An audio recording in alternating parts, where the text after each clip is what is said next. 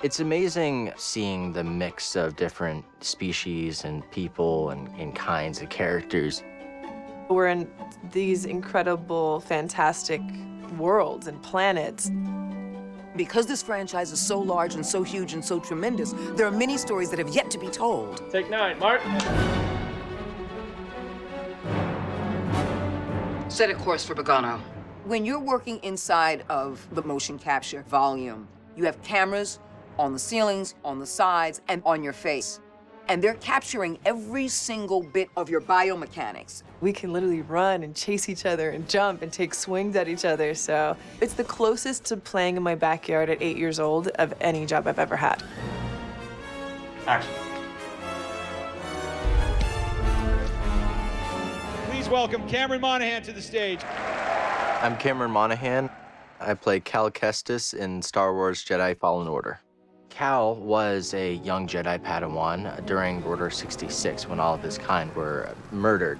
He escaped and managed to hide out on the scrap planet of Bracca. He became a scrap worker and someone in hiding and someone kind of paranoid and fighting for his life.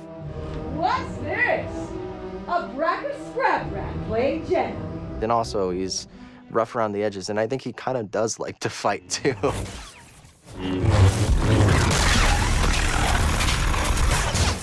Gonna need to get through here.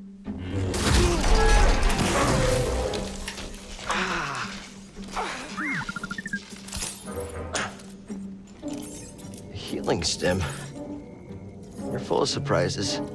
BD-1, our buddy droid, is a wonderful addition to the droid family. He was sort of designed as like an adventure companion. By having me operating this little guy as a placeholder for the animators, it's also nice for the other actors to have something to play opposite, and so that's kind of fun because then I can inject a little personality I feel that BD-1 has. The two of them have a really wonderful relationship. In many ways, I think Cal's kind of best friend across the story. Real moves on you.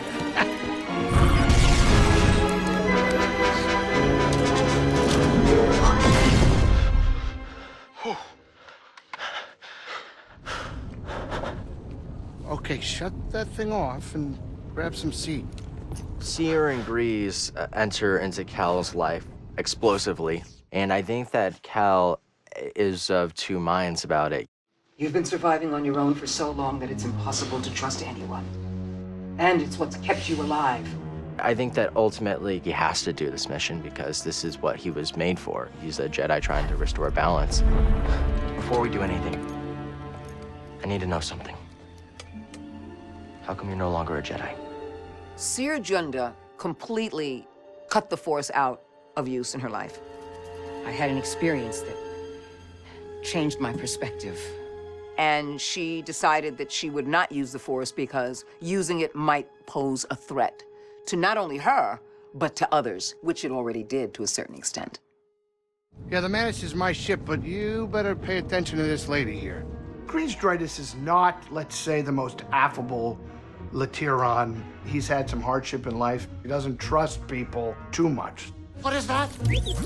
Get off my sofa! Get! I hope you found something better out there than this droid. Oh, calm down, Grease. He's got something he's running from, and it puts our hero in a very precarious position.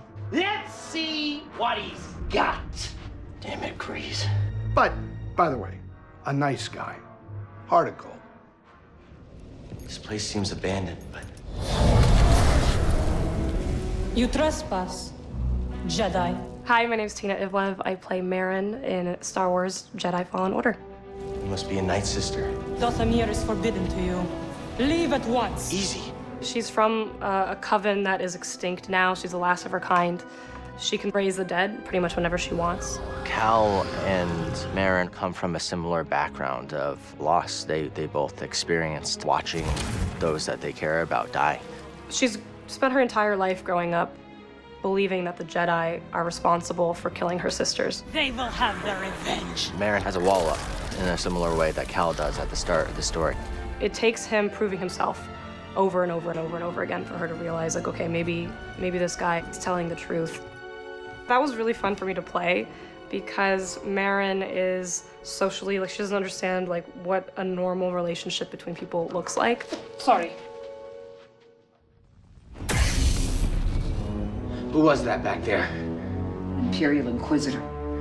She's a Force user hunting Jedi survivors. My name is Elizabeth Grujon, and I play the second sister. She was training to be a Jedi, and her master ended up betraying her not only by leaving her behind, but then also by giving up her location to the Empire.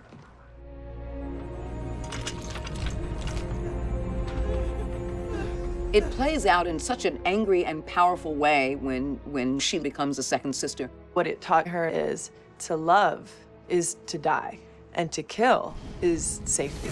She was tortured to the point in which psychologically and emotionally the damage had been done. She's already lost everything, so she doesn't care about dying. There's a recklessness. It's like, I'll jump on the top of your ship and bring it down while I'm on it. Like, I don't care. I'm doing a dialect as the character, which just came to me very naturally. Who's your master? Padawan? Someone I killed, perhaps? She really enjoys hurting and wounding, so I wanted to hear that pleasure in her voice.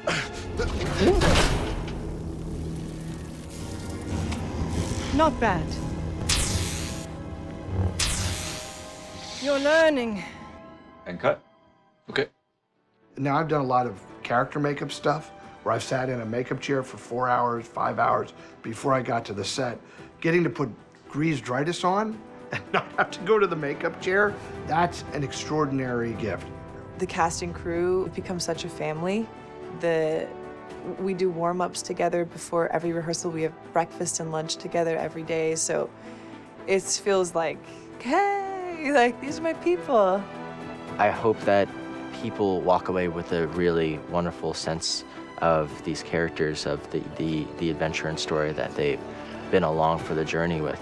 You know, the story is about learning to trust and trusting in the Force and what that means. It's about coming together for a mutual purpose and to trust in the fact that ultimately, if you do the work, then maybe, just maybe, the tide will change.